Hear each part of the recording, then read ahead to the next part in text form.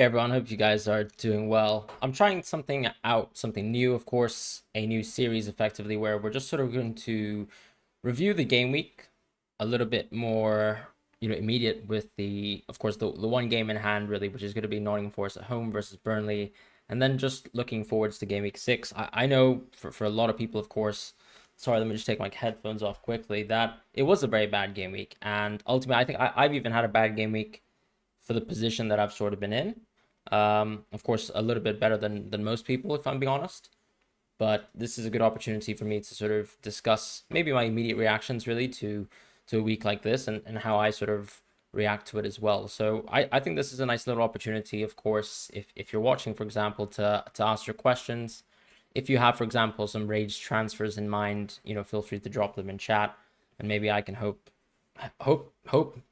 and I can hope to sort of improve the transfer decision making for this week as well. So that's sort of the idea here. I mean, as you can see, obviously I've got 42 points. Technically, my free transfer probably actually made my team worse when you look at it like this, because I made a free transfer, right, to go from Shaw to Udogi. Now I had the opportunity, of course, to go from Shaw to Trippier as well, but I preferred the fixture for Udogi, and I was wrong. So of course, Trippier ended up being better. He was plus 6 points. As far as, let's say, if I did no transfers at all, which is very unlikely, I would have either made the transfer to Trippier or Udogi. So that was a difference of 6 points. But obviously, if I didn't make a transfer there, let's say I went for the Sun captaincy, I suppose I'd be in the same position, right? Because I'd be getting Saliba off the bench.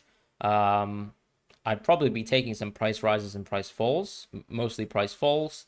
And then actually Son, with 2 points, I probably just would have been a -4. And actually that would have been a net negative. So in a sense, yeah, of course it's sad that the Trippier transfer wasn't something that I actually ended up with going. And Chilwell, of course, now looks at the team as a huge sort of glaring problem. And we have to address that as well. I think not every manager has to address Chilwell as a problem. And, there could be a world where he starts in game week 6, but I am concerned with the minutes that Chilwell genuinely has. And the concern as well is if, let's say, Chilwell is to move further back into the field.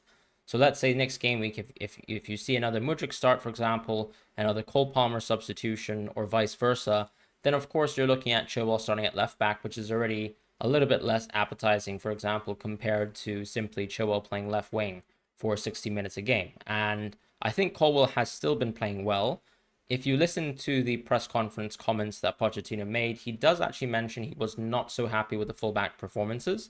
I think he was probably actually less so happy with someone like Colwell, because if you see the positions that Colwell took in open play in the game, he was much, much more attacking, particularly taking a lot of central spaces from the team. And I would say a little bit different to Gusto, who was mostly just playing out wide, right? So I do think the comments were probably aimed at Colwell, if we're being honest. And Chilwell, however, when he came on as a substitute, looked pretty terrible. Considering, of course, you're a super sub, considering that you are a very good attacking player naturally, and you're playing in your natural position as well as left back, I don't think Chilwell changed the game whatsoever. And in fact, he made a lot of poor passes in transition that were actually intercepted or recovered, and he looks like a problem for me next week. So when I look at, let's say, my team, obviously I'm going to be playing Pickford over Turner. And I mean, provisionally, of course, maybe let's say Saliba over Udogi, and then Estupiñán over Chilwell with Chilwell ahead. But it's not a good looking position for my defense. So the easy transfer on paper that I have in my mind is just simply going towards Trippier. And going for Trippier from Chilwell will still allow me to do some very nice moves, such as improving, let's say, Taylor to Morris or Foster, just for a little bit of a double game week punt in the week after that. But yeah, that's the sort of foremost transfer in my mind.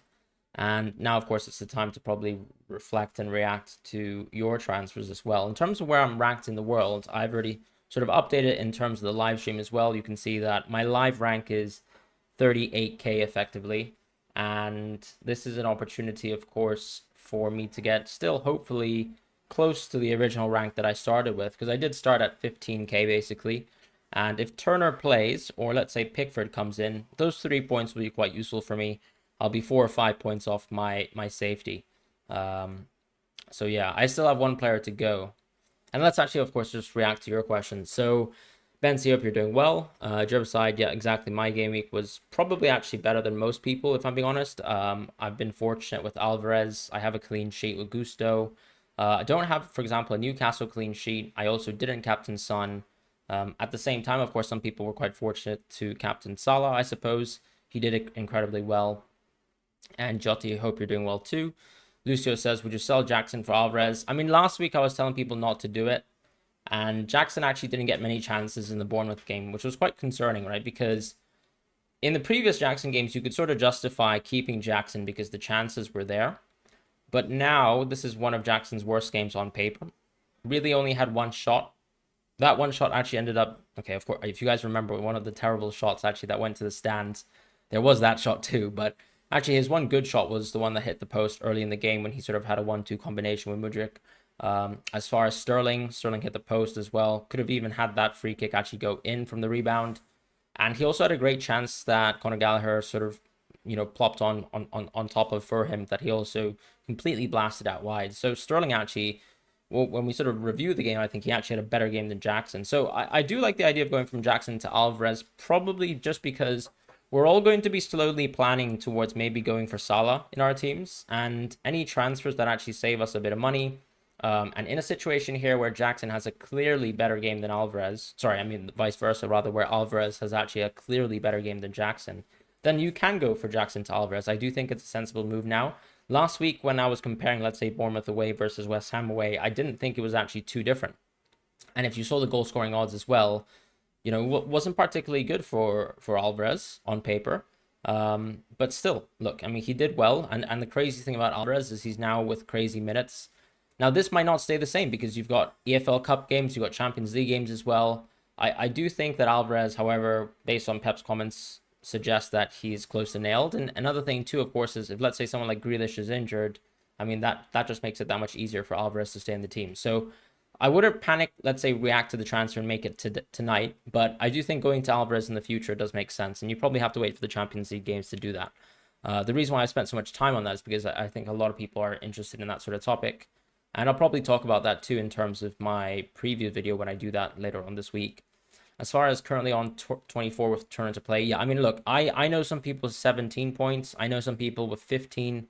I've seen someone even with 14 points. I mean, a lot of players have gotten 0 points or 1 point this week. Madison, Fernandes, Chilwell, who I have in my own team. So it's a tough situation. Nuisance, hope you're doing well. Hi, Fran. You got 29 points. That's actually not too bad. Sanchez on the bench. Ooh, okay. Yeah, I mean, hopefully Turner, of course, doesn't play for you in that situation. I hope he gets a clean sheet for myself. That's obviously not going to work both in our worlds. But, Pickford, if let's say I was to get 3 points from Pickford, I'd probably be happy with that. 1 million rank drop. I mean, that's tough, of course, as well. What I have to say is that a lot of elite players, historically elite Hall of Fame players struggle to do well. Jankster, welcome to President. And of course, Jankster has been a long time member here, so thank you so much for being around. Nice to capture you at the tail end of a game week. We still obviously have one game in hand, but hope you're doing well wherever you are. And yeah, nice to see you around. Feel free to, of course, drop your questions in the chat.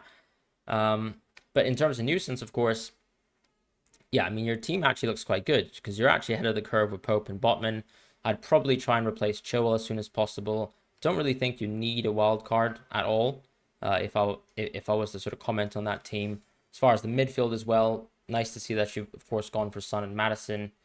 Now that's not going to be that good, for example, but I think that the reality about the midfield now is we've actually got a lot of picks that seem at the same level. Because I think, look, when you're looking at, let's say, Fernandes and Rashford getting blanks, Martinelli, Odegaard getting blanks, Madison and Son getting blanks. Look, it just wasn't overall a good week. Even Sterling, for example, and Mbeumo getting blanks. So a lot of people and strong midfielders that we all want to keep in our teams have blanked. I don't think I would react to that. And Holland Alvarez is perfect. You rage transferred 3 of them in. I just read that. Fair enough. But those are all good transfers, if we're being honest. So I'm surprised you've kept Chilwell, is all I would say.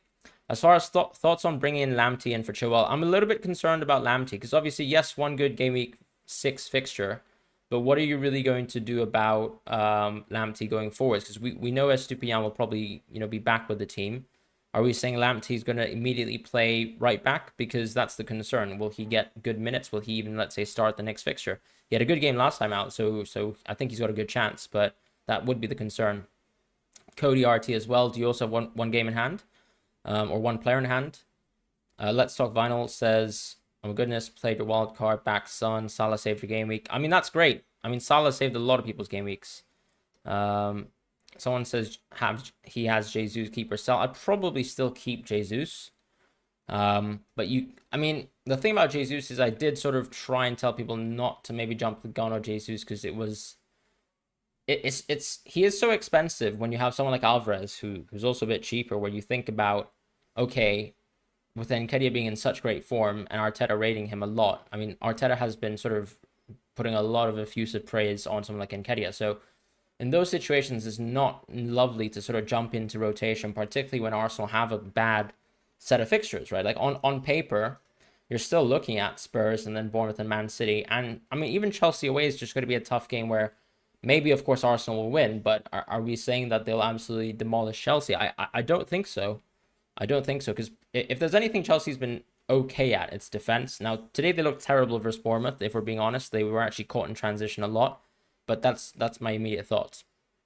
Physics says captain Maddison instead of Haaland. That's not fortunately, fortunately, based on the outcome, Haaland didn't actually get a super haul. He should have got a super haul, and I think you can sort of count yourself lucky that you got away with it. But I think also when you look at the decision making before the game week, I was telling a lot of people who went for Maddison probably not to go for that move, but I was also telling people to go for Son, and I think there was a lot of logic to it. And honestly, Maddison still looks like a better asset than Son now that actually game week 5 has come and finished. Because my initial thoughts on Son were, of course, with Richarlison sort of dwindling in terms of his form, in terms of him not, for example, starting the previous game in a center forward position. I thought Son's minutes were very good. For example, I thought if, let's say, Son was to be, or if, let's say, Richarlison was to be in the team, that maybe you'd actually see Son slot back into left wing or left mid. But actually, he didn't, right? So the fact that Son can now be an early sub is actually quite concerning. And that just makes Maddison, in my opinion, probably still the safest and best Spurs player. So, one mistake is fine. I've made mistakes too. I've got Saliba on the bench, for example. So being a -4 down, -5 down isn't the worst thing in the world. We're always going to have mistakes being made, right? And sometimes it's just about the logic before the game week starts. What is the best non-Newcastle defender to transfer in, as I don't want to double up on Newcastle defense? Tough question, to be honest. I think... I mean, I still think that there's no good transfers, really. Like, who do you really want to bring in next week? Because we already have a Bournemouth... we already have a Brighton defender. Arsenal have a tough fixture.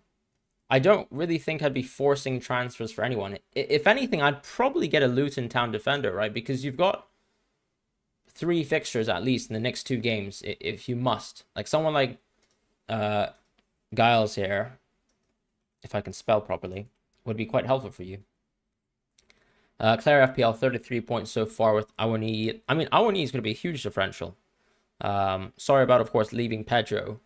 I was trying to tell people not to go off of Pedro, but I also didn't expect him to be benched immediately, so that's tough. As far as how my game week is going, I mean, I'm at 42 points, so I'm in a fortunate position. Still on a red arrow, though. I'm still, dropping from 15k to 37k. Let's see what we can do going forwards, hoping that Turner, of course, drops a masterclass tomorrow, which is unlikely. Keenan says, do you think Alvarez is going to continue this form and continue to play? Now, form, I don't know, but in terms of continuing to play, yes. The reality is, of course, City's fixtures get worse. As far as continuing to play, of course, it also just depends on, let's say, where you see the odd rotation from the City team, and also what happens to Grealish's fitness, because Pep is actually mentioning that Alvarez is playing very well in terms of the pockets. Harry says, is it worth getting rid of Guardiola for someone like Saliba or Diaz? I mean, I wouldn't get Saliba before Tottenham, so no.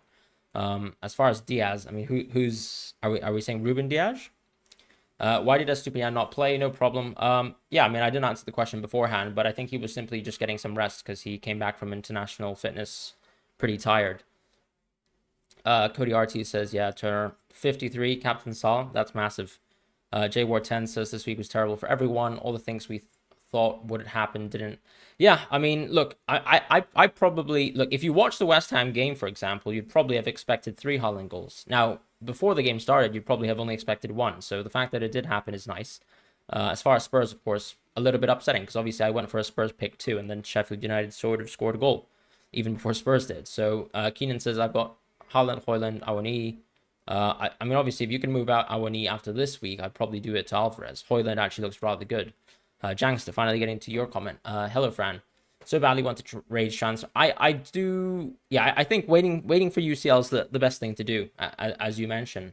Because finally, for example, this is a fixture where Jackson has a worse fixture than Alvarez, and it makes sense. And honestly, Alvarez is at such a ridiculous price that even though City, of course, have tough fixtures, you're still going to be happy about it, like owning Alvarez, because he's very, very cheap. Ben says probably a good time to take a hit this week, isn't it, in order to get Trippier in? Probably, to be honest. If you have the confidence in Trippier, it really depends, though, because obviously a lot of us still actually have a bad defense on paper. If we think, for example, some rotation can happen, and you're struggling to actually get a team of 11, then I'd probably take that hit. But usually I don't like taking hits, as you know, in single game weeks, so you also have to think about that as well. ME says, should I sell or keep Foden and Odegaard? I mean, honestly, I thought Foden and Odegaard looked fantastic. Sorry, I thought Odegaard looked fantastic versus Everton. But actually, Arsenal didn't create many significant chances. The thing is, of course, like Odegaard was still in around the box and actually creating a lot of good opportunities. Even probably actually took the most promising shot of the game. You know, because actually, when you look at the Trossard shot, it was an absolute worldie. So that's the sort of context that I think I would build. And I would probably actually keep Odegaard, even though it's Tottenham, because at least you can try capture the Bournemouth game, and then you can actually say, after that, I can move into a Spurs asset, you know, on Game Week 8 with Odegaard. As far as Foden, because the fixture is so good, even though he actually only got 66 minutes last week out, I do think it's still worth sort of punting on Foden, unless we get some additional information. Let's say Grealish is back in the team, and maybe his spot in the team could be lost. Trippier, Wisa. I think Wisa is a great fixture, but I don't like the idea of really going for Wisa now. I think when you have access to someone like Alvarez, I'd probably just go for that. And also there are some double game weeks playing players as well. Even someone like Edouard, for example, is at a very good price. So I'm not sure if I'd be going to Wisa at this point in time. For example, I think Wisa will actually drop in the cheat sheet for me, even though he's got two perfect fixtures on paper. Just because Brentford's fixtures do actually tail off quite hard, and it's the time to stop thinking about owning Wisa, in my opinion. Like, you probably give Wisa the run in terms of playing him occasionally as your third forward up until game week 10. But his run is sort of over soon, and that's my concern. As far as his minutes as well, that's the biggest issue. Oh, did Gals actually not play this week? I mean, obviously you could go into Kabori as well, but the concern with Kabori is whether he starts or whether he doesn't, right? So I do think Kabori played a good game and actually had really consistent minutes. So if I just check Kabori as well, played 90, I believe. Yeah, so he played 90 in the Fulham game, which is nice to see. So maybe Kabori could be the transfer. And also, he had a decent game anyways in terms of underlying stats, and has done so far. Has anyone talked about how hot James Ward-Prowse has been? I mean, he's been exquisite, but I also think it's fair to say he's overperformed a bit. Now, of course, the goal-scoring position he was actually in was fantastic in the match, and I probably wouldn't say that James Ward-Prowse is... Like, I don't think he's an essential transfer. I'd probably definitely think about him after the Liverpool game, but I wouldn't be thinking about him before the Liverpool game, is probably how I would put it. Because honestly, looking at the stats so far, James Ward-Prowse's underlying stats have not really been too dissimilar to how he's played in the last 2 years. In fact, his underlying assists, right, in terms of expected assists, have actually dropped so far. And also his expected goals have effectively doubled. So that's the interesting thing, where if, let's say, his stats improve a bit more, then I think he could be worth it. He is at a price where you generally say, okay, because he's on some set pieces as well, he could be a good pick. And West Ham, you could also argue, have better personnel in terms of being able to kind of like take advantage of that. I do think he's running overly hot, if that helps. But yeah, that's sort of my opinion on James Ward-Prowse. Like, I'd much rather go with someone who's a little bit better in open play, just naturally, in terms of Bowen. Bowen actually has also really good underlying stats too. But as I said, I don't like taking transfers for informed players, you know, before they actually have a tough game. And that's the reality. It's like, for example, Bowen blanking versus, you know, before the City game. So you probably wouldn't actually keep Bowen for the City in the Liverpool game. Whereas Bowen actually, his expected goals has literally flown through the roof. So this West Ham team have very clearly upgraded, but whether you actually move into players based on form is a different question. I don't really like moving into players based on form. I like moving into them based on fixtures. So, other questions in terms of Kai's question? In my opinion, it's good to get away from too many Chelsea players. I mean, I'm getting out of I'm getting out of Chelsea players. I'm getting out of Chilwell this week. I think it's almost confirmed in my head. First of all, it just really depends on what happens in the Newcastle game in the Champions League for me. Physics said, should I keep Watkins? You've got no money left. I mean, you can generally consider downgrading Watkins to Alvarez, or you can also just consider keeping Watkins, because this is a bad fixture on paper for Watkins, but also probably in 2 game weeks' time, we'll all be thinking about wanting to go for Watkins. So that's sort of how I feel about that. Cherry says, I didn't want to talk. Sorry. So Clara says she's thinking of dumping Jackson to Alvarez. I think it is worth it, but I probably wouldn't take a hit for it. I think Chilwell to Botman is a very logical move. Do I think Alvarez's place is secure? I mean, the thing is, he could be rested, but he could be rested for the Champions League game because it's actually just Red Star, isn't it? It's not a particularly strong team on paper. So you could actually view that, let's say City's tough fixtures are in the Premier League, right? Because the way Pep has been speaking about the Premier League and obviously the quality of the league is such that even though you're facing Nottingham Forest, that was a tough fixture for them last season. So yeah, I think it's actually the question of not whether Alvarez will rotate, but whether he'll actually play the key games. And I do think Nottingham Forest, even at home, is still a key game. So I would love to keep Alvarez for sure. I'll do a wildcard draft. I can do a provisional one, like a very, very loose, off the cuff one. But at the same time, I also think I'll probably make a wildcard video as well. So if you're interested in that, where I put a little bit more thought when I have the spare time this week to actually create a wildcard draft for you guys, if you guys are interested in wildcarding, I'll do that as well. Should I keep or sell Foden and Odegaard? I'd keep Odegaard. I'd actually keep them both. But if you really want to go off of Odegaard, I'd probably go into Madison. I mean, sorry, excuse me. I'd probably go into Mbumo this week. When a player doesn't feature during a game week at all, when are the substitute points reflected? I mean, who was your substitute on paper for Estupinian? I think it does take a bit of time for it to be loaded. I do like to use some websites that actually show, for example, your live ranks. So, for example, I've got Fantasy Football Hub, for example, which will actually show my live rank. So when I go Fantasy Football Hub and then I go live rank, I can get a rough estimation of what my live rank is just before the FPL website updates in terms of bonus points and things like that. So it's effectively saying that my live rank is, whenever it loads. Okay. Guess it's not happening. Oh no, it is happening. So that's not my live rank at all. I wonder why that's... Why is it showing a different team for me? What's going on? Oh, that's not my ID. Yeah, so my live rank is 38,000, which I think is... I use the one from the live FPL website. So as you can see, yeah, 38,101, which is very close to the estimate, 37,794. So I do think live FPL is a touch more accurate. So if we just go in live FPL as well, yeah, 37,794. So that's where I am in the world. And if you look at the post subs rank, that's effectively kind of taking into account what happens with your Estupinian auto sub, whereas the pre subs rank is sort of, before taking that into account. And yeah, in terms of going back to questions, Chilwell to Trippier. I mean, Chilwell to Trippier is going to be my transfer move. Top of the creators money league. I mean, it's not a money league, right? Oh, sorry. I always read ML as money league, but yeah, it is mini league of sorts. Kasim says you went with Foden instead of Alvarez or Madison.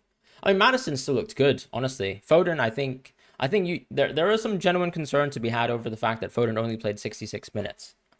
As far as Keenan says, Wisa looked horrific, in the Newcastle game. Is that sort of what you're responding to, Keenan? I think I've seen much better Wisa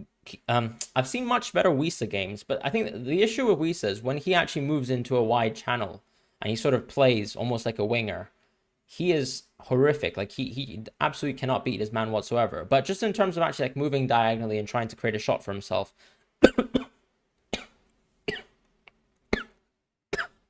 Sorry about that, guys.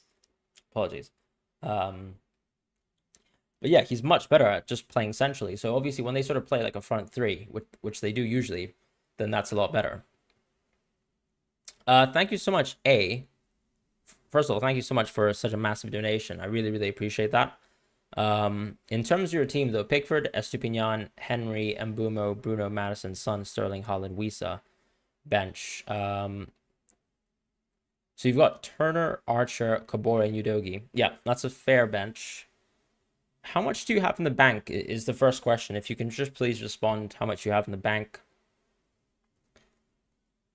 Jangsta, I would definitely double up on Newcastle defense. But just to go back to your question, I mean, the first thing I'd say is obviously because Henry's injured, we kind of actually need to. Yeah, I almost passed out on the live stream. No, but yeah, I think Henry, you need to sort of see what the medical assessment is on Henry. I think your midfield is actually it does look good to go for me because this is a great fixture for Mbumo on paper. Bruno, look, I don't really know what Ten Hag is cooking, if I'm being honest. I think if he can just simply play like a 10, like a Brighton. For example, the way Brighton play 4-2-3-1 is so much better. You got 4.4 million in the bank. Is that what you're saying? That's a lot of money in the bank. You're definitely playing Estupinian. You're definitely going to play Pickford. I think you've got some issues definitely with your defense. So the first thing I would do is upgrade your defense because this is a good Wisa fixture. This is a good Holland fixture as well. I do think because you've got so many issues in your team, because if we think about it like this, you can't play Henry now for his good game. You've only got Chilwell. He might not even start the next fixture. We'll have to see what happens.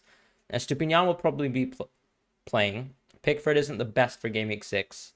Your midfield is great. Nothing really to touch there. Your forwards are good too. So you might actually want to play Kabore. You play Kabore, you play Estupinian, and I think you just upgrade Chilwell to Trippier is what I would do. Because, as I said, this is a good Wisa game.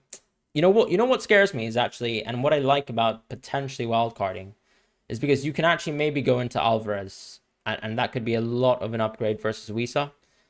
I would obviously much prefer Nottingham Forest at home, as a Man City attacker. But, I mean, actually, ultimately, Wisa has a good game, so it's not the priority issue. I think the issue in your team is probably Chilwell, because I really can't guarantee that he starts. So, because Estupinian's good, because Kabore actually has a decent fixture on paper, I'd probably just go to Trippier.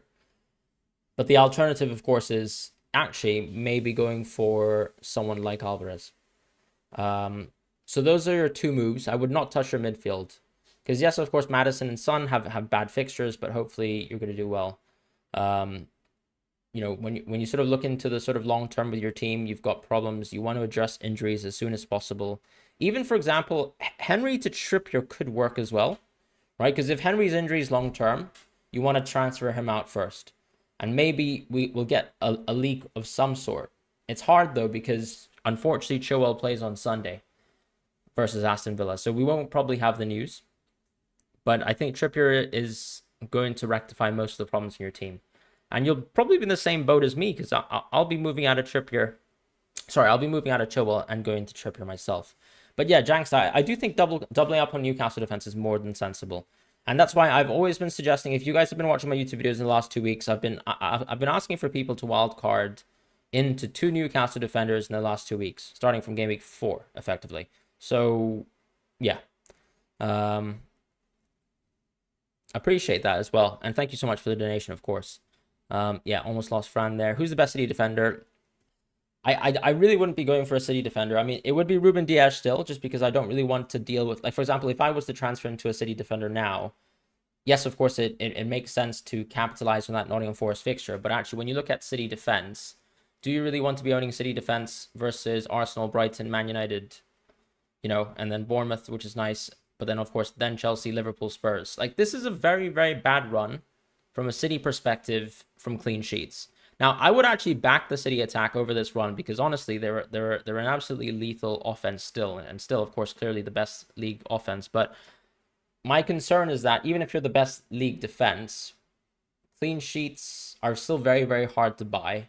And the likelihood that attackers do well is much higher than, for example, clean sheets are for each game week going forwards for Man City, if we just look medium to long term. So that's my concern with City defenders. As I say, Ruben Dias, but he's not very interesting.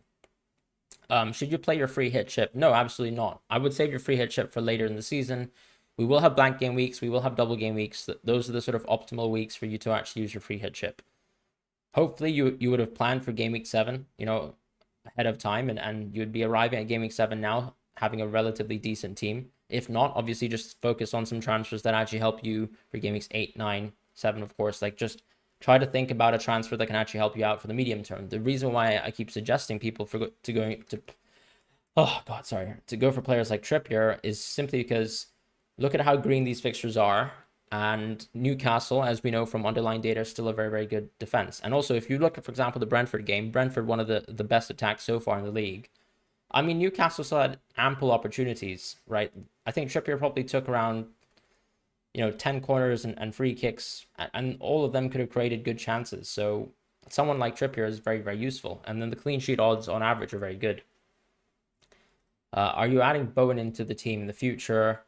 I mean, yeah, I'll probably add Bowen, after this week. So after game week 6, you can consider Bowen, but then the issue with Bowen as well is first of all, maybe it doesn't make sense to transfer in Bowen in game week 7 because you're going to prioritize on the double game week, right? So for example, I have a chance to go into someone like Morris. I have a chance to go into someone like Lyle Foster as well. So yes, of course, it's nice to capture Sheffield United at home, but then actually, if you own Bowen and you brought him in game week 7, you'd just then be dealing with 2 tough fixtures again. So in reality, the best time to own Bowen is game week 10. Do you think Johnstone is going to lose his position to Henderson? I mean, I think eventually, yes, but when exactly that's going to happen, I don't know. Should you transfer Chilwell? No, you don't need to transfer Chilwell because let me explain price rises. So if you manage to buy Chilwell at 5.5, you wouldn't actually lose anything in terms of what you're able to exchange Chilwell out for, even if he drops to 5.7. So because I owned Chilwell when he was a 5.5 player, even if he drops to 5.8, he would be worth 5.7, but actually I'd still be able to sell him for 5.6. So every 2 price drops that you can actually benefit an additional 0.1 if you decide to sell that player. So that price drop won't actually affect Chilwell for me. So I can actually wait and save time to actually make that decision, and I don't have to rage transfer. Ravish says, what are your transfer plans for game week 6? It's simply just Chilwell to Trippier. For myself, I don't really have any other plans.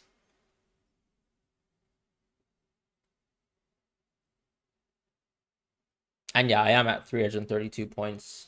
So actually, another website that shows, for example, if you guys want to follow my team, for example, every week, you can just go to fplgameweek.com, which is the website that I have here. And then actually, there's a content creators league, which hopefully you can. I'm not sure if you guys can actually see. You might not be able to see.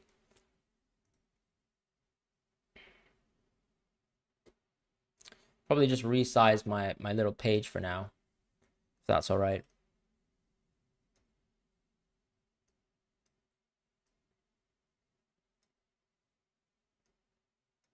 Just doing some live little tinkering here.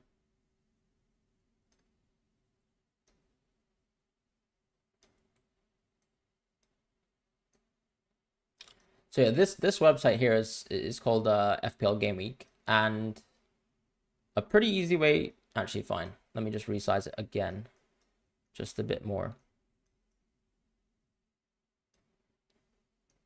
Yeah, so a pretty easy way to actually track, let's say, my or any other content creators sort of live rank is just go over here on the FPL.gameweek page and then just click on content creators and you'll see where I am, which hopefully, I mean, fortunately is first.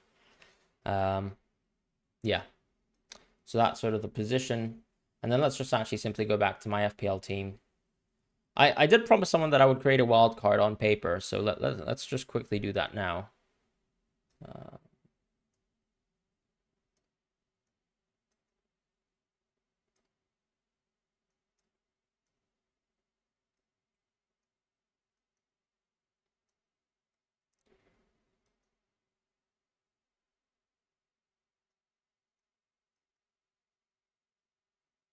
But it's still very early in the season as well, by the way. I just want to mention. So don't overreact to ranks. You can actually do extremely well. Okay, so if I was wildcarding this week, honestly, I'm not even joking, but let's just make a Salah and Haaland draft because this is ridiculous. Like I'm getting a little bit sick of how good Salah is. I mean the United mids looked good. I'd probably bin Sterling if I'm being honest. Let's go Eze. Let me see if I can squeeze Eze into this draft. Probably not, because I still need Trippier. I can't. I mean, I'm still gonna own. Do I own Gusto? Maybe. Maybe we can even save some money on Saliba. Let's go Zinchenko. Maybe we don't go Zinchenko. I'll have to think about that one too. Maybe, yeah, maybe we don't go Zinchenko. Maybe we go Giles. Or actually not Giles. Maybe we go Kabori. Hope that he gets a double game week fixture. Who's got a good fixture next week? I mean, I'll still say Flecken. Maybe we get a double game week keeper as well. Kaminsky. Let me try that. Alvarez. Let's keep him. Let's go Morris as well. Very, very strong bench. But it is how I like to play FPL. Estupiñán, you know, we might have to keep him. Maybe we have to keep him. Let me try Botman first. I don't really mind playing Botman. So who do I play next week? I mean, Kabore, I probably play Kabore, but this is still quite a bad team. Maybe I don't go. Maybe I can't. I mean, I could justify keeping Gusto. But can I really? Maybe not. Maybe I go Botman and then I keep Estupiñán. Sorry, so let's just recuperate. Estupiñán over here. So this is the framework. Maybe we skip Morris and maybe we go Archer instead. Am I spending too much money on Luton defense? Potentially. I think we just go Areola here then, in this case. And then we sort of sacrifice having a very, very good Game Week 7. But then Eze also needs to go. Rashford, Fernandes. Honestly, Rashford looked great. And I think Ten Hag is slightly fraudulent. And then there's also Saka, but I think you go for Madison here. But I can't afford Madison. It's quite tough, actually. Maybe we have to actually bin off Trippier. Maybe I just can't afford Trippier on this structure. Maybe I have to go for Schär instead. You know? And then in this situation, I can still own Fernandes. And then I can move from Fernandes into Madison. It's not a bad idea. I kind of like that. I don't think Schär is better than Trippier, but I do like... I do still believe in Rashi. I thought Rashi looked good in the Brighton game. For example, the way I see it, right, is Bournemouth have some tough fixtures.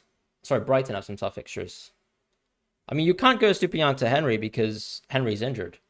And also Brentford's fixtures, you know, they're getting worse soon. I mean, it has 0 players. Yeah, I mean, I guess we can go Diaby. I just kind of want to get Eze for these 2 fixtures, right? And then I can maybe go Diaby 1 week later.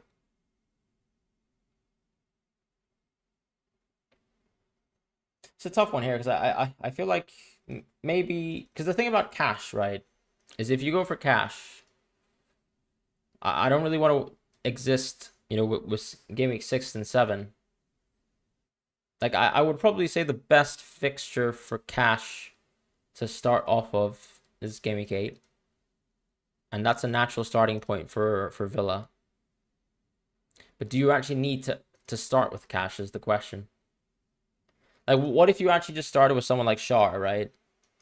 Or maybe you don't go Schär, but you go for... I'm not sure. Maybe you go for Burn. Botman and Burn.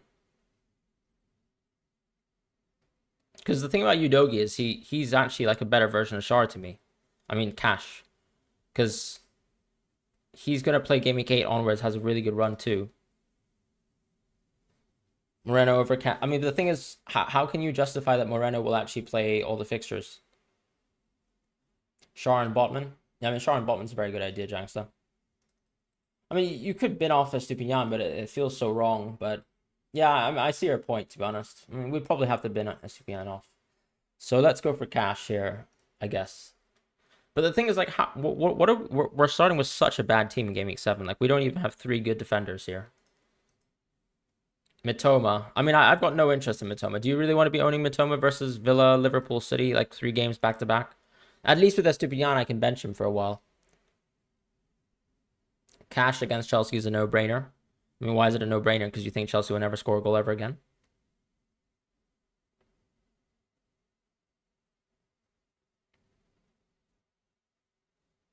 The problem with Diaby as well is he's quite expensive. But I guess you can go Diaby because at least these are good attacking fixtures, right? Brighton at home is still a good attacking fixture. So maybe, yeah, you actually start with Diaby. It's not a bad suggestion. But I do like Eze into Diaby. And then actually, I feel like you can actually own Bruno and Rashford up until, honestly, just like, you can literally own them up until game week 13.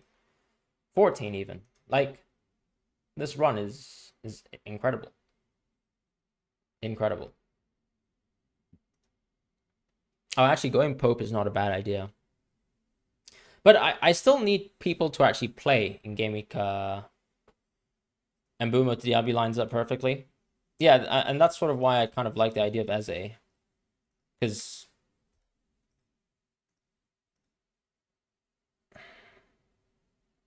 Do you really want to sell Mbeumo before game week 9 versus Burnley? It's the only thing I would say. I'd probably keep him, actually, right? Do you think losing Rico Henry will affect Mbeumo? I don't think so, no. I mean, it's not like Rico Henry is a very good attacker. I also think Hickey's quite good. Like, Hickey can also play quite a good job. Anthony Gordon's a great shout. Well done for suggesting Anthony Gordon. Triple Newcastle. Maybe we've been flecking off. Did you guys see the Sanchez performance today? I mean, he was so good. Probably the best Sanchez performance that I've seen in my life. Because I actually don't rate Sanchez too much. But he did incredible. So he's an interesting one too. I mean, Neto's great, but then, I mean, look at the fixtures, right? I know he's gotten a couple assists. But for example, okay, Crystal Palace game, exceptional. And recently he's just been, on a steamer. And the minutes, actually, the most important thing for Neto, like, fantastic. But, like, I still don't really want to be owning someone for City and Villa. And then even, like, Newcastle there. Like, it's overall just a poor run when you've only got 2 out of 5 good fixtures.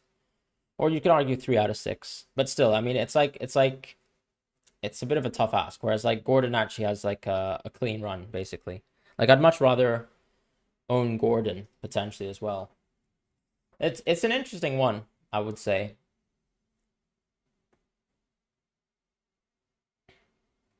Now this saves us a lot of money.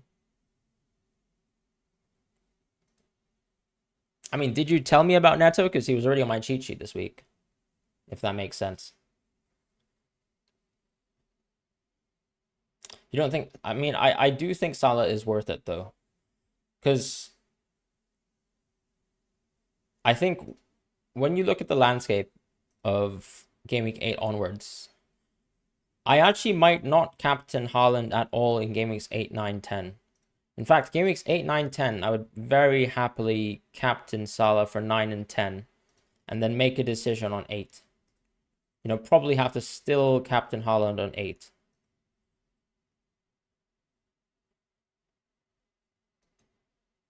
And what wasn't 5 points this week, though, was it?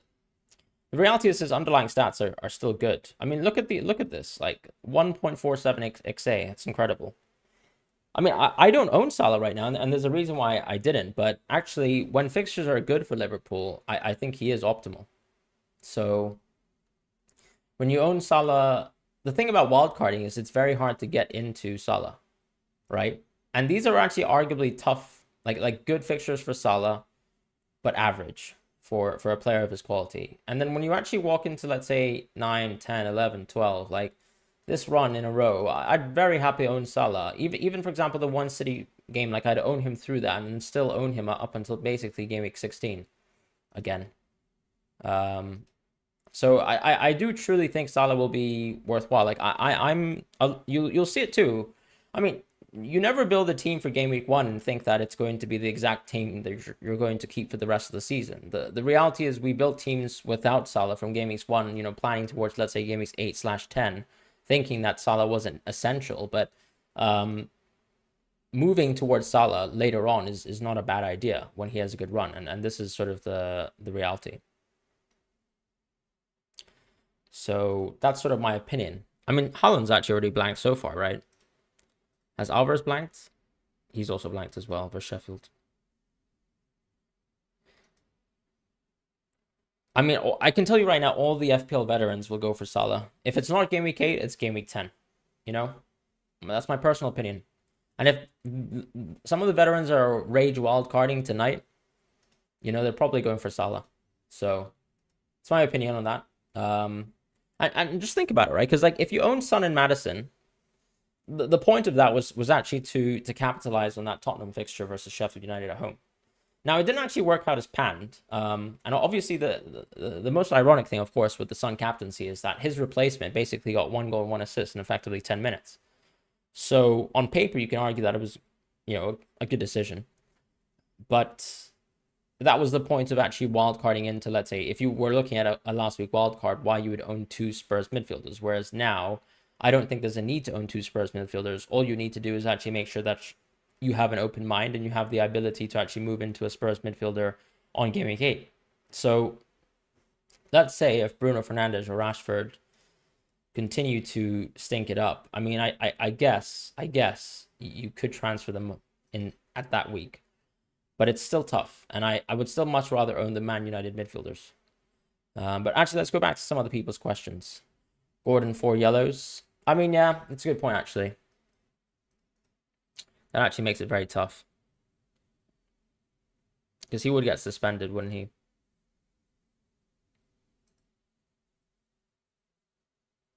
Even Bruno is pretty close, isn't he? He's got 3. Ridiculous. Yeah, I guess you could. I mean, but Neto, I'm just not a. Look. I just think the fixtures are middling, I suppose. Just feels like such a poor run for Wolves.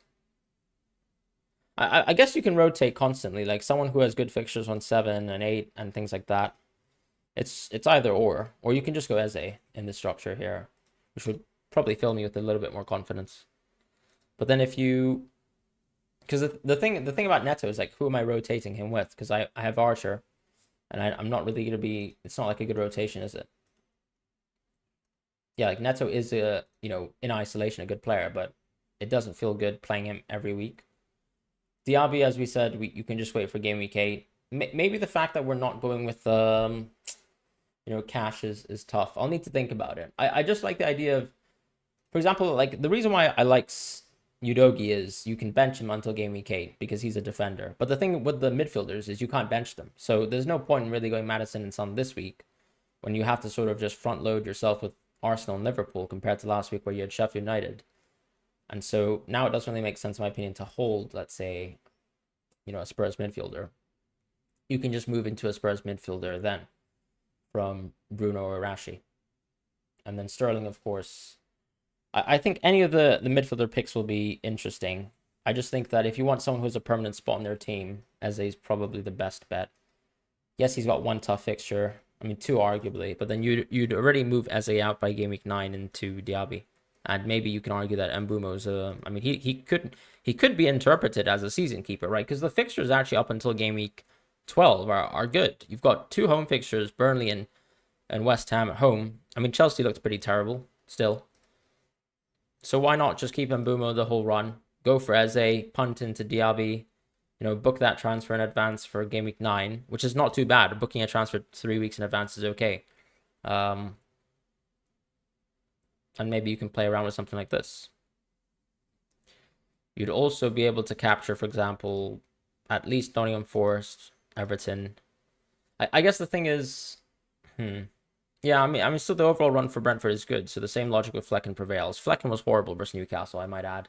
Not just the penalty, but overall. But still good fixtures and still good defense. Anyways, these are interesting thoughts. I mean, I know some people who genuinely are going to go out of Holland. I won't be doing it. I probably won't. But I can tell you right now, I know some, I mean, some friends of mine who are managers who are, I would regard as quite competent are planning on going out of Holland on Game Week 8. So that's a tough one. He rotates with Eze. You like Neto and Eze. But the thing is, if you're rotating between Eze and Neto, you need a third attacker, right? Because you need to play, unless you're going for, let's say, four defenders the whole time. All right, so that's it in terms of wild card. That didn't happen. Important question: would you take a -4 hit for Saka to Rashford since they play Burnley next game week? No, I would not take a -4 hit. I mean, Saka's an exquisite player, so I really wouldn't take a hit for that. Should I get rid of Madison? No, I don't think so. I don't think it's necessary. Who would you put more urgency to get into your team? It's hard, obviously, because I already own Alvarez in my team, so it's very hard to sort of make a for me. I need Trippier with urgency, but right now, Alvarez I think has the better fixture, so I would go Alvarez. Ruben Diaz or Trippier for sure. Chad Savage, Son to Rashford or Madison to Bruno. I saw your Discord chat, by the way, Chiseled Planet, so I'll quickly just answer that now. So, Game Week 9 plan. Are you planning to sort of just play steal ahead, just to, for example, hopefully capture the chance of a steal start? I think that makes sense for you. Lamptey, I think, was a bit aggressive, but I can appreciate that. You've actually got 3 forwards, so you see, in your situation, right? Højlund is actually... Oh, Højlund's very nice. I'll have to think about Højlund as well. The only thing that I dislike about Højlund now is he's just slowly recovering, right? Because we know that his situation is such that he's been dealing with all these issues so far. Is this a wildcard draft, by the way? Or is that just a Game Week 9 plan?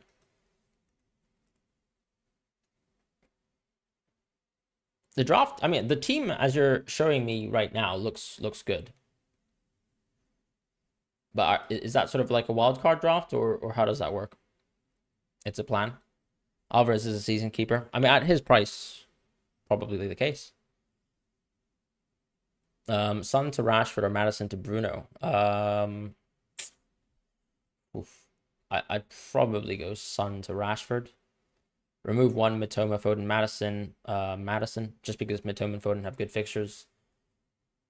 Gerbicide, since Lopetegui left, they're still figuring out how their manager wants to play. I mean, I don't know. I mean, the thing, anyways, is that Neto has actually been one of the attackers who's actually played a lot, and actually Wolves have looked like a competent attack. Now they don't look like a competent defense, but you know that still makes Neto interesting. But yeah, you have to sort of rotate with the 3 forward structure, right? That's the only way rotation will actually work. Kai says if Salah keeps doing what he's doing until Game Week 8, I do Son out for Salah and Bruno out for Bowen. Yeah, exactly. I mean, you don't have to go for Salah now, but the thing is, I'm just suggesting that this is so close to, for example, Salah's good fixtures, it's very hard to actually book transfers to go into Salah. For example, let's say I own this sort of really, for example, in my team now, I mean, how do I go to Salah in two transfers? It doesn't really actually seem possible. I would literally have to take Haaland out of my team to do that. Okay, you know what, actually, because I've got so much money in the bank, it doesn't actually seem to be the case, but I'm probably a unique example. But still, I'd have to downgrade Chilwell to, like, Botman. Okay, honestly, this team is actually quite good. Interesting. I'll have to think about that one.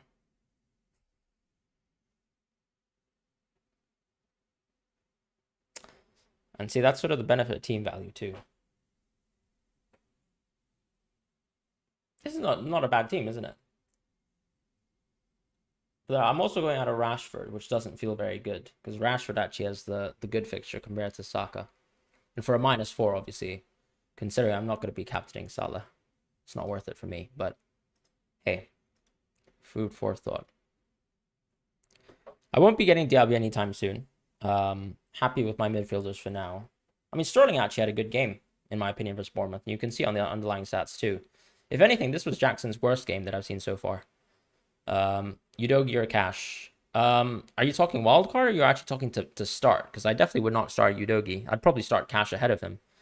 I do plan on keeping Sterling, yes. Emmanuel says, what to do with Ake and Gusto in your team? I'd probably keep Gusto. As far as Ake, I'd probably transfer him out.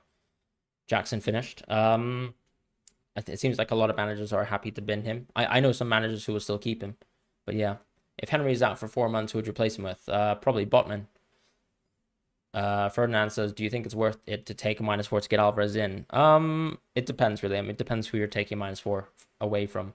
Omar says, should I take a -4 for Salah, Morris, and Botman? I mean, why do you need to go for Morris this week? Bro, Alvarez and Trippier is a lot better than Salah, Morris, and Botman. That's my opinion. Definitely not take a hit.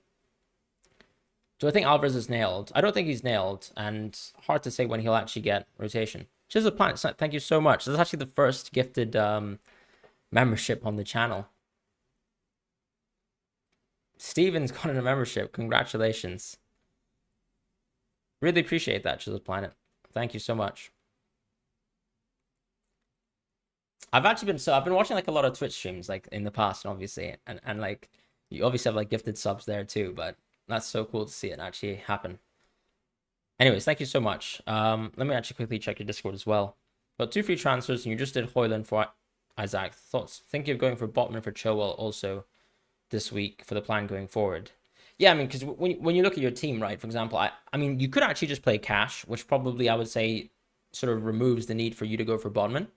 It sort of depends on how you feel about it. I mean, Salah is fantastic, though. The fact that you've got Salah ahead of the curve. Højlund is already like a nice little punt, too. And this is a great Alvarez fixture. I mean, I'd probably actually just stick to... I mean, yeah, I would probably just play cash, you know. The Chelsea team doesn't look particularly good on attack. So you could argue that maybe rolling the free transfer could help you. I'm not sure how you feel about that. Because, for example, how much of an upgrade is, let's say, Botman versus Sheffield United away versus, you know, a cash at home versus Chelsea, if we want to put it like that. And maybe you'll get some additional information that will sort of make you make a better move. It depends, though, obviously. I mean, I think I would play Botman over cash, but would you want to do it? Ooh, Lamptey. I mean, Lamptey. Tough one there. The thing about Lamptey is, I mean, this is his sort of first foray into action, right? Unless I'm wrong.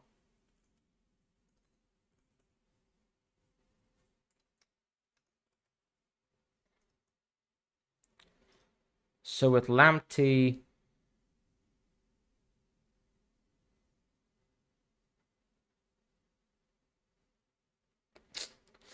just doesn't seem worth it. I don't know. It's so tough to actually, you know, convince yourself that Lamptey will start all the games in the future. Because what if Estupiñán comes into the team and maybe, you know, they persist with Veltman as the right back? So I feel like Lamptey is tough in that situation. And thank you as well for the comments as well in chat. I would say heck, but none of them are nailed to me in my opinion. And yeah, I'd probably still hold on to Estupiñán if possible. I mean, Lamptey's a better player, that's for sure. Are you saying Lamptey's better than Veltman?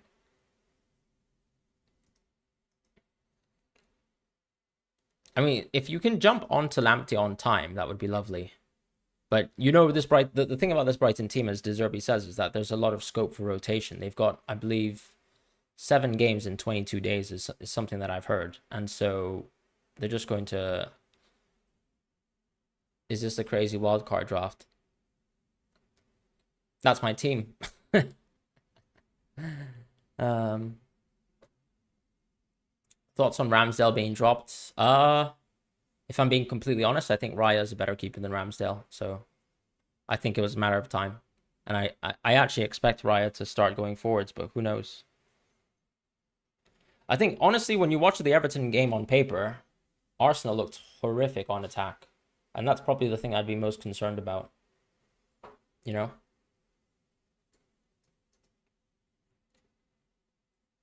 So that's something that's rather concerning to me, at least.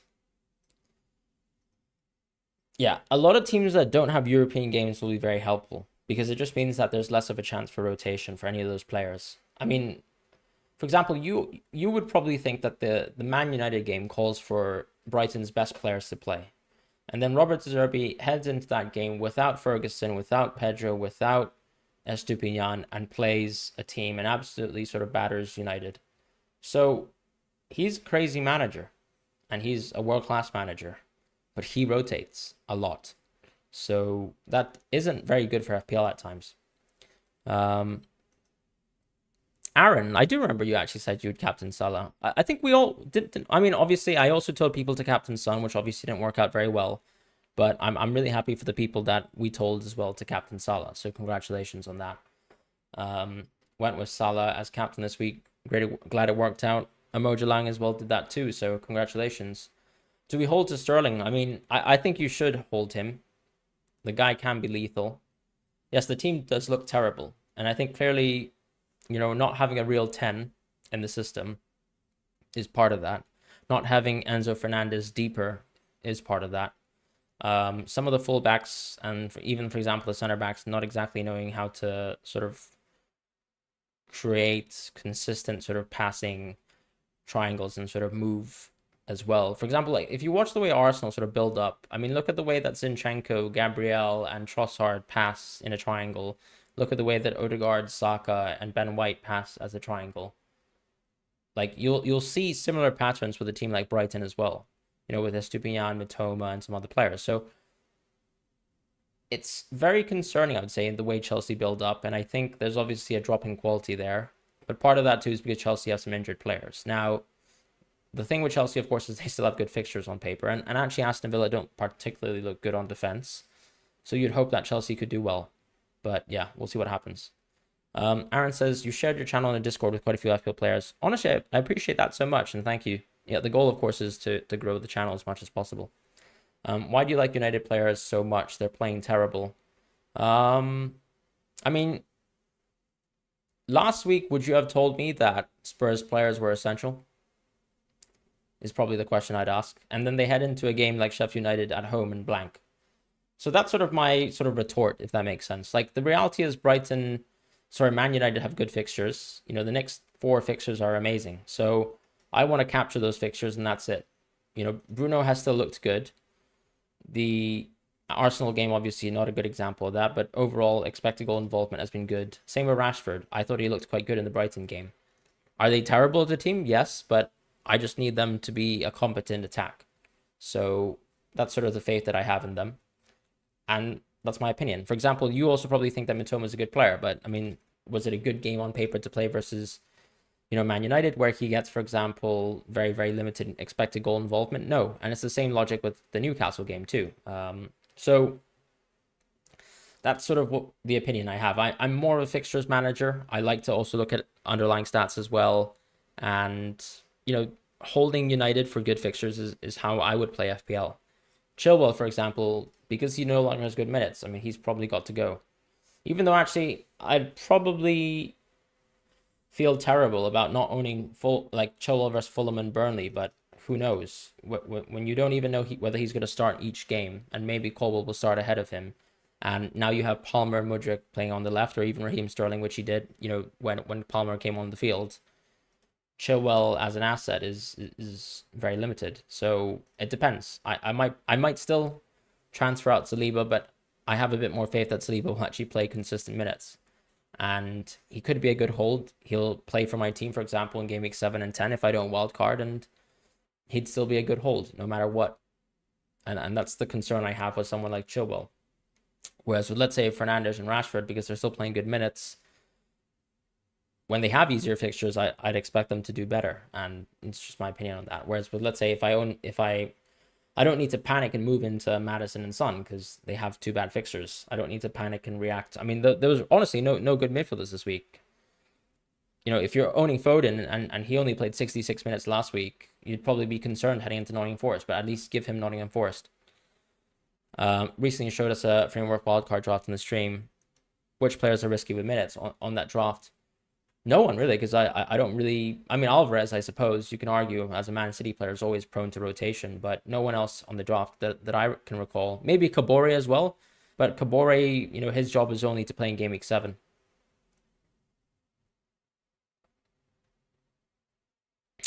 I mean, Son and Madison will go nuts in the hard fixtures. I mean, let's do this argument, right? Like, do we really think that some football players always perform better versus tougher teams? I don't think so. I think if you look at the history of football or underlying stats or anything like that, you're almost always going to perform better versus worse teams. It's just the nature of how football is. So even though, let's say, I'm a Real Madrid fan, for example, and I've seen Barcelona absolutely blow us up 5-0, and we've blown them up 5-0 as well in the past. The chances of that are still rather unlikely, and the chances that we, let's say, do the same to another team are much higher. And the same thing with City as well. Son has a good record versus Arsenal, but he's got better records versus relegation teams. So that's just my opinion. And you still have to sort of respect Arsenal's defense. I mean, Arsenal were the best defense this week. I don't think Everton even really had a serious footballing chance this week. So an interesting food for thought. And Son didn't play particularly well as a center forward. So yeah, I mean, and you can argue that he's done a little bit worse in recent years, which I would probably agree. Aaron says, just due to uncertainty on Chilwell and my lack of faith in Chelsea defense. Yeah, fair enough. And the reason why I'm keeping Gusto is because it actually seems like no one's competing with that right back spot for him. Whereas with Chilwell, I'll have to play a guessing game every week. Ever says, only red arrows for me after game week 1. Worst start ever. Yeah, I mean, look, if you've got multiple injured players, what can you do? You just have to sort of work your way through that mess. And then also, Chiseled Planet, thank you so much for the upgrade to President. Welcome to President. I'll have to sort of upgrade your Discord rank right now. But I appreciate that. What's interesting too is a lot of people who actually went with, let's say, a Salah and Haaland draft from the beginning of the game have actually put themselves in a very, very good position. So congratulations to all of those players too.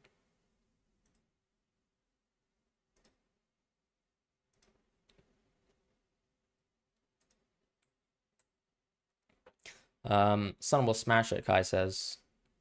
I mean, we'll see. I believe you, or your gut, but I'm just saying intuitively and based on. I mean, I've spent a lot of time looking at analytics in football, and it's just a simple reality, right? For example, home and away is the best example I can give you is if you don't believe home and away is a real thing. City scored 60 goals last season at home, and I believe 34 away from home. So if there's any proof you need, or 38 maybe. So if there's any proof you need that home and away is a real thing, or tough fixtures versus easy fixtures are a thing, then that's just footballing fact. Obviously, with individual games, for example, Tottenham had a very tough time versus Sheffield United at home, and obviously that was a tough fixture, as it sort of turned out. But on average, we can say these sorts of things. The thing about FPL, though, is you're sort of relying on individual footballing game outcomes. And so the best bet that you can do is sort of make sure you plan for 5 to 8 weeks and hope that over, let's say, 3 out of 5 weeks, you get green arrows and then only red arrows in 2 weeks. And therefore, you would have advanced. But not every week you're going to get everything perfectly right. So I'm on a red arrow this week, for example. And that's just how it is. Gerbicide says, another midfield to keep an eye on. I mean, Dan Juma's already on the cheat sheet, Gerbicide. So you can obviously, you can see that. I mean, I respect all the differentials in the game, and obviously these midfielders actually sort of serve a role if you have, let's say, a 3-4-3 Salah draft or something like that. Danjuma is a great pick too, but he's always been on my cheat sheets as well. Watkins or Alvarez? I'd definitely go for Alvarez. Alvarez just has a simply better fixture. Colbain, yeah. Appreciate that. So if Son gets 8 to 10 points next match, you change my mind. I mean, I'm not going to change my mind because it's sort of the history of football that makes me think that way. I think Son can haul in any game, but it's the same thing with, let's say, Erling Haaland in tougher Champions League games. It's not so easy to score, let's say, 6 goals in a game or something like that, right? And how many chances can you really create? So I think Son can score and he can get into bonus points. But it's not going to change my opinion that I would much prefer Son versus, let's say, Burnley than, I don't know, Son versus Arsenal. I'll always be of that mind. And I don't really pay attention too much to historical goal scoring stats too. Chisel Planet, who will score the most in the next 10 game weeks, Diaby or Watkins? I'll probably say Diaby. Because now that Watkins is not even on penalties, why not? Son up front is exactly. I mean, Richarlison could actually find himself getting some starts. He could start the next game, and maybe Son could be, pushed out wide again. So it'll be interesting. I appreciate that, Jobside. I'll see you around. Any other options instead of Alvarez? I do like the idea of Eduard potentially because he's quite cheap, and you can maybe look at him because he's actually playing very, very consistent minutes under this Crystal Palace team. So he could be a pick to go for. Wisa, I feel like it's a little bit short-termist because I think his minutes aren't particularly good, and I do think Sade will sort of dethrone him, even though when you see, for example, the Newcastle game, Sade comes in, Wisa also continues to play, but it's not always the case. Do you still think planning for a late wild card in Game Week 19 is practical? I think it's viable. When whether it's practical or not, it just depends on your team situation. Watkins, Alvarez. Oops, sorry, I answered that already. Still worried about Alvarez because of Champions League. Yeah, look, I understand that. I think you have to wait. Like, I would always wait for the Champions League to be over because you never know. I mean, Alvarez could literally be injured in that game, and then all our conceptual understanding of who to go for and our range transfers might not work out. So I'd always advise waiting for the Champions League or at least an EFL Cup game if there's a midweek game such as that to happen before I make transfers. But yeah, I think that's it for this week in terms of my team. Obviously, waiting for Turner to do well, hopefully, or just Pickford to give me 3 points, which would be okay. I think that would probably put me back up to top 30k in the world, which is a good position to be in. Salah or Son, I'd definitely go Salah. Are you sort of crafting a wild card? I'd definitely go with Salah. And so that's sort of my position. And then obviously next week, either Chilwell or Saliba out for Trippier, and I'll probably call it a day. But that's it for me for this week. And then game week 7, we probably shouldn't overreact. Maybe a keeper transfer, maybe Morris. But that's about it for me. And lovely having you guys on. If you guys have any other questions, I'll be obviously free. I usually try to answer all the comments on YouTube comments as well in my videos. I'll be working on a transfer plans video as soon as the Nottingham Forest game finishes. And then I'll be doing the preview series. I'll probably be debuting a wildcard draft after spending maybe 1 or 2 days worth of time thinking about it. Dropping the preview. I'll probably drop the preview just before that. So then, let's say Monday evening transfer plans. Tuesday evening preview. Wednesday evening wildcard. Thursday evening cheat sheet, and then maybe Friday morning team selection. Let's see if we can achieve that. But yeah, that's sort of my general plan so far. And otherwise, take care. Hope you guys have a lovely week ahead and enjoy, Monday. I'm working tomorrow. So take care, everyone.